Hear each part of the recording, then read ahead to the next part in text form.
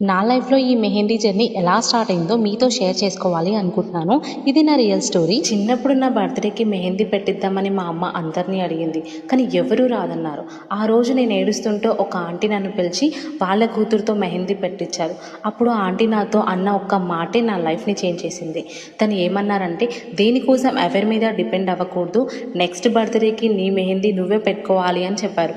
ఆ మాట నేను చాలా పర్సనల్‌గా తీసుకున్నాను. నెక్స్ట్ డే నుంచే బుక్ మీద పెన్సిల్‌తో ప్రాక్టీస్ చేశాను. ఆ తర్వాత కోన్‌తో మా అమ్మ చేతుల మీద ప్రాక్టీస్ చేశాను. ఆ రోజు మెహందీ కోసం ఏడ్చిన నేను ఈరోజు ఒక ప్రొఫెషనల్ మెహందీ ఆర్టిస్ట్‌తో పాటు మేకప్ ఆర్టిస్ట్‌గా మారి ఈ స్థాయికి వచ్చానంటే కారణం ఆంటీనే. కానీ బ్యాడ్ లక్, ఈరోజు నా సక్సెస్ని చూడటానికి తను మన మధ్యలో లేరు. ఆంటీ ఎక్కడున్నా మా ఆత్మ శాంతించాలని, నన్ను చూసి ప్రౌడ్గా ఫీల్ అవ్వాలని కోరుకుంటున్నాను. Anyway, thank you so much aunty. నా ఈ మెహందీ జర్నీ మీకు నచ్చితే నన్ను ఇలాగే సపోర్ట్ చేయండి.